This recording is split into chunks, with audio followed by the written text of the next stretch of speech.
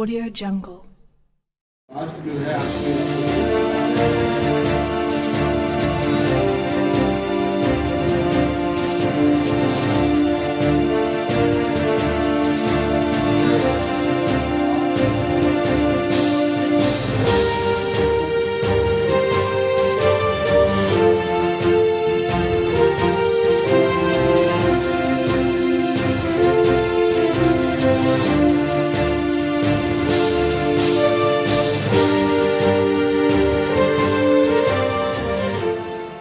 बहुत बड़ा है और ये बात मुझे नहीं पता थी कि इतना बड़ा विषय बन जाएगा। बट जब वहाँ पे लोगों से मैं मिली तो तब मुझे पता चला विषय ये है कि दलित समाज जो है उस पर एक अत्याचार हुआ है। कुछ लोगों ने आके गुंडागर्दी करके वहाँ पे गोलियां चलाई हैं, जिसमें से 2 लोग अभी हॉस्पिटल में हैं, घायल हैं। उनके एक सर में गोली मारी है और पैर में गोली मारी है और एक को चाकू से मारा गया है। और अभी तक पुलिस ने कोई कार्रवाई नहीं की है। एफआईआर दर्ज हो गई है और पुलिस प्रशासन कोई कार्रवाई नहीं कर रहा है। मैंने एसएसपी से भी बात की थी, उन्होंने मुझे बोला है कि हम लोग कार्रवाई कर रहे हैं, जल्दी से जल्दी इनको गिरफ्तार कर दिया जाएगा, क्योंकि आज तीसरा दिन है। तो अभी मुझे बताइए कि जिसको पैर में गोली लगी है उसने सीधा बोल दिया है कि किसने मुझे मारा है। 4 लोग उसमें शामिल हैं, उनको अभी तक गिरफ्तार नहीं किया गया है। तो मैंने पुलिस प्रशासन से पूछा कि इसके पीछे कौन है, कोई बड़ा नेता है या कोई ऐसा पावरफुल आदमी है जो ये गिरफ्तार नहीं हुए। तो मैंने उनको वार्निंग दे दी है कि अगर 48 आवर्स के अंदर अंदर ये लोग गिरफ्तार नहीं होते हैं तो हम लोग पूरे कांग्रेस कमेटी और विद अपने गांव वाले, जितने भी मेरे गांव वाले भाई हैं, उन लोगों के साथ, पूरे गांव वालों के साथ मैं एसएसपी कार्यालय पे धरना दूंगी। मैम, अभी विधानसभा चुनाव में कानून व्यवस्था का एक बहुत अहम मुद्दा रहा है और भाजपा की भी जो जीत हुई है वो सबके सामने है। अभी ये घटना हो जाती है तो क्या लगता है, आप कानून व्यवस्था को लेकर क्या कहना है? देखिए, इलेक्शन खत्म, वोट मिल गया उनको, अब उनको कोई काम नहीं करना है। अभी वो लोग कम से कम 3 साल 4 साल वो लोग ऐसे ही बैठेंगे। उसके बाद लास्ट के 1 साल वाले दिन उनके काम निकलेंगे और ये लोग करेंगे। जैसे कि अभी दलितों पे बहुत अत्याचार हो रहा है, ये गलत है। अभी बताइए, आप लोग ही बताइए किसकी सरकार है। तो मैं तो ये नहीं बिल्कुल भी बर्दाश्त कर पाऊंगी। मैं जस्ट बैठी थी, मुझे फेसबुक पे मैंने जैसे ही देखा, मैं तुरंत आई हूँ। मैं मेरठ की रहने वाली हूँ, जैसे कि बताया मैंने हस्तिनापुर से मैंने इलेक्शन लड़ा है। मैं तुरंत आई हूँ, वहां पे जाके मैंने पूछा तो वहां पे जो माहौल था वो बहुत अलग था। वहां पे वो लोग, गांव वाले खुद मुझे बोल रहे हैं कि उनकी कोई सुन नहीं रहा है। मैंने उनसे पूछा कि आप गए थे वहां पे, कह रहे गए थे, किसी ने भी नहीं सुना, बस बोल रहे गिरफ्तार होंगे होंगे होंगे, कोई नहीं। तो मैंने उनको बोल दिया है कि अगर 48 आवर्स के अंदर नहीं होता तो हम लोग धरना पे बैठेंगे। विधानसभा चुनाव में भाजपा की प्रचंड जीत और आपकी पार्टी की हार के पीछे क्या कारण होता है? देखिए, कारण ये है कि एक दौर आता है जिसे आप लोग बोलते हो लहर। जो लहर आई थी वो 2 ही पार्टी की आई थी, अपना बीजेपी और सपा। तो देखिए, मैं भी गई थी, मुझे तो बहुत कम टाइम मिला था, 13 दिन का टाइम था मेरे पास। तो 13 दिन में मैंने जितने भी ऑफर्स लगाए मैंने उतने लगाए। उसके बाद जो एक लहर थी, तो जो लोग थे, वहाँ की जो जनता है, वो उस लहर में ही शामिल हो गई। तो वो जो लहर थी इस वक्त, वो उस लहर के हिसाब से चला है, तो उस पर मैं और ज़्यादा टिप्पणी नहीं कर सकती, वो आप लोगों को भी पता है। बट देखिए, जो आने वाला टाइम है वो कांग्रेस का है, सबको पता है, क्योंकि लोगों में बदलाव चाहिए। और इस वक्त क्या है कि इस वक्त सिर्फ धर्मवाद चल रहा है, जातिवाद चल रहा है, भगवानवाद चल रहा है, तो ये गलत है।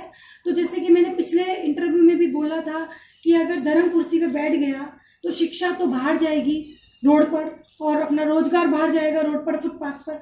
तो आज की जो राजनीति हो रही है वो ऐसी हो रही है, जैसे कि अभी एक न्यूज आई थी, खुशहाल देश में जो भारत है वो 137 नंबर पर है, पाकिस्तान 2 नंबर आगे है। तो आप देखिए कि पूरा विदेश भारत पर हंस रहा है। क्यों? क्योंकि ये कंडीशन आज के तौर पर भारत की हो चुकी है। वो क्यों हुई है? भाजपा सरकार की वजह से। तो मेरा यही कहना है।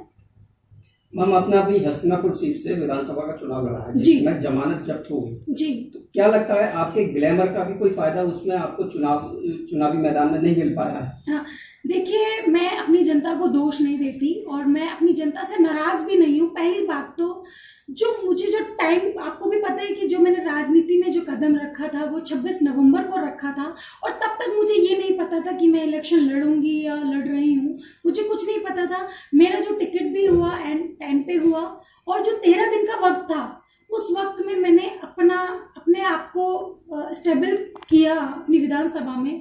बस मैं यही बात बोलना चाहती हूँ कि जो जनता है वो मुझे वोट क्यों देती है। मैंने कब अपनी जो जनता है उनके साथ सुख में दुख में मैं कोई में भी शामिल नहीं हुई, वो मुझे क्यों वोट देती। अगर मैं उनके सुख में दुख में शामिल होती तो मुझे वोट देती। तो देखिए, कसूर मैं अपना मानती हूँ कि मैंने अपने क्षेत्र में काम नहीं किया, अपने लोगों के साथ में उठी बैठी नहीं, शायद ये रीजन हो सकता है। तो देखिए, आगे के लिए मैं राजनीति में हूँ और मैंने बोला कि कुछ लोग एक गलत फहमी लेके बैठे हैं कि मैं वापस इंडस्ट्री में चली जाऊंगी, अपना मॉडलिंग करियर करूंगी, एक्टिंग करियर करूंगी, तो ये गलत है। मैं राजनीति में ही रहूंगी और वहीं पे अपने लोगों के लिए काम करूंगी, अपने लोगों की बातें सुनूंगी। कांग्रेस में बदलाव की आवाज देखने को मिल रही है जी। क्या आपको लगता है कि अब गांधी परिवार से बाहर आने का वक्त आ गया? देखिए, जैसे कि आप सभी लोगों को पता है कि प्रियंका दीदी को कुछ ही वक्त हुआ है, कुछ लोगों ने भी बोला था कि प्रियंका दीदी को 10 साल पहले आना चाहिए था, तो उन्होंने एक ही स्टेटमेंट दिया था कि मेरी बेटी तब 8 साल की थी जब। तो अभी दीदी पूरी तरीके से राजनीति में आ चुकी हैं और भी बहुत लोग आ चुके हैं, जैसे कि एक बदलाव हुआ है, जितने भी लोग थे उनको बदल के एक नया संगठन तैयार कर रही है दीदी।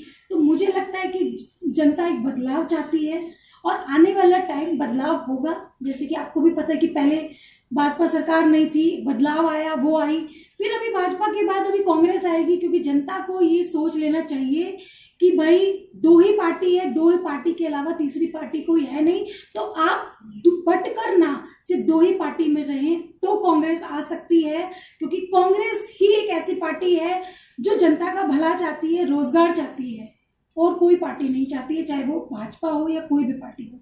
नहीं, आपने अभी कहा प्रियंका जी को आए हुए कुछ ही समय हुआ है, लेकिन उससे पहले राहुल गांधी जी भी कोशिश कर चुके हैं, लेकिन वो भी विफल रहे।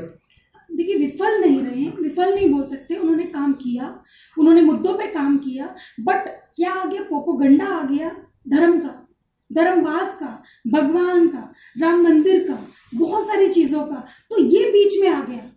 तो आप देखिए, क्योंकि देखिए कांग्रेस ने कभी धर्म की राजनीति की ही नहीं है, सिर्फ एक पार्टी है धर्मनिरपेक्ष पार्टी, वो है कांग्रेस।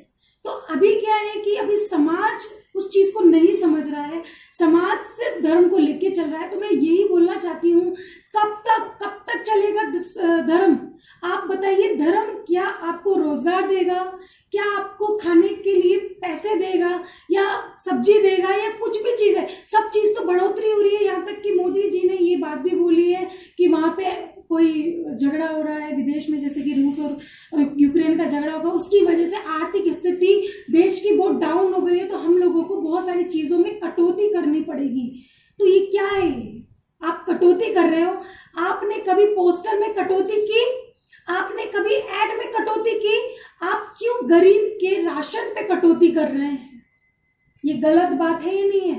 राशन कितने का होगा? 50 रुपए का, 100 रुपए का, 150 रुपए का, 200 रुपए का, और आपके जो फ्लेक्सी लग रहे हैं वो कितने के? 10,000 करोड़ रुपए के। आपका प्लेन कितने का है? 5,000 करोड़ का। और जो आपने वो मूर्ति बनाई है वो कितने की है? 5,000 करोड़ की। तो आप कटौती छोड़िए, यही बंद कर दीजिए, तो अपने आप ही जनता सुनेगी ना। तो ये सब चीजें नहीं हो रही है, तो ये सब चीजें देखना होगा आप लोगों को।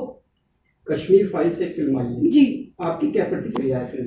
देखिए, मेरी प्रतिक्रिया ये है कि मैं भी इंडस्ट्री से हूँ, और जब फिल्म बनती है ना, चाहे वो किसी भी बने फिल्म, दोनों पक्षों को लेके फिल्म बनती है। यानी उसमें अच्छे लोग भी होते हैं और बुरे लोग भी होते हैं। आपने ये फिल्म बनाई है, मुझे तो ऐसा लग रहा है कि मोदी जी ने बैठ के वो फिल्म एडिट करवाई। नहीं भाई, ये सीन बहुत अच्छा लगेगा, ये सीन बहुत अच्छा लगेगा। भाई देखो, अब उनको भी एक्टिंग करने का बहुत शौक था, तो शायद उन्होंने उसी चीज में वो अपना सपना पूरा किया हो। तो देखिए, ये बहुत गलत है। अगर आपने विवेक अग्निहोत्री जी, अगर आपने ये फिल्म बनाई है, तो आप दोनों ही पक्षों को रखना चाहिए था। इसमें एक कैरेक्टर था, उस कैरेक्टर, आपको भी पता है किस कैरेक्टर की बात मैं कर रही हूँ, वो कैरेक्टर आपने दिखाया नहीं। क्यों नहीं दिखाया आपने वो कैरेक्टर? क्या वो कैरेक्टर नहीं था? और मोदी जी वहां पे उस टाइम पे कश्मीर के प्रदेश प्रभारी जी थे, वो भी कैरेक्टर आपने मिस कर दिया, वो क्यों नहीं दिखाया। और जो लास्ट में एक सीन है जब सब लोग खड़े होते हैं, 25-26 लोग जो खड़े होते हैं, कश्मीरी पंडित, क्या एक बात बताइए, क्या कश्मीरी पंडितों को भी मारा गया? क्या उसमें सरदार लोग नहीं थे, कश्मीरी सरदार लोग नहीं थे? क्या उसमें कश्मीरी मुस्लिम लोग नहीं थे? क्या उसमें बौद्धिस्ट लोग नहीं थे? सब लोग थे ना। तो आपको उनको, आपने एक भी सरदार को नहीं दिखाया फिल्म में कि उसको गोली लगी गई, एक भी मुस्लिम को नहीं दिखाया कि उसको गोली लगी गई। तो ये आप जो प्रोपेगेंडा फैला रहे हैं समाज में धर्मवाद का, ये बहुत गलत है और ये होना नहीं चाहिए। आप एक देश के प्रधानमंत्री हो, आपका काम है सबको इकट्ठा लेके चलना, उसको तोड़ना नहीं। और आप जो काम कर रहे हैं वो जनता को तोड़ने का काम कर रहे हैं। मैं हर स्टेट के कप्तान जी से एक रिक्वेस्ट करती हूँ कि जितनी भी फिल्में चल रही हैं थिएटर में, वहां पे पुलिस वालों को रखा जाए। 2-2 पुलिस वाले थिएटर में होने चाहिए, वरना मुझे ऐसा लगता है, जिस हिसाब से मैं फिल्म देखने गई हूँ, लड़ाई होने के चांसेस बहुत ज्यादा है और इसकी जिम्मेदारी सिर्फ हमारे प्रधानमंत्री मोदी जी की होगी। ऐसा क्यों लगता है? ऐसा क्यों? क्योंकि मैं खुद गई हूँ, मैं फिल्म देखने गई हूँ, वहां पे मुस्लिम समाज को इतनी गालियां दी जा रही हैं, मैं शब्द नहीं बोल सकती उन्होंने क्या बोला है कि इनको निकालो बाहर। उन्होंने क्या किया है? एक बात बताइए, जो हमारे सरहद के पार जितने भी जवान हैं, क्या वो जवान हिंदू है? क्या उसमें मुस्लिम नहीं है एक भी? बताइए, क्या वो मुस्लिम भाई जो सदर पार है वो ये सोचता है कि मैं क्यों करूं भारत की रक्षा, उसमें तो सब हिंदू है, मैं क्यों करूं, वो मैं क्यों अपनी जान गंवाऊं? क्या बोलता है वो?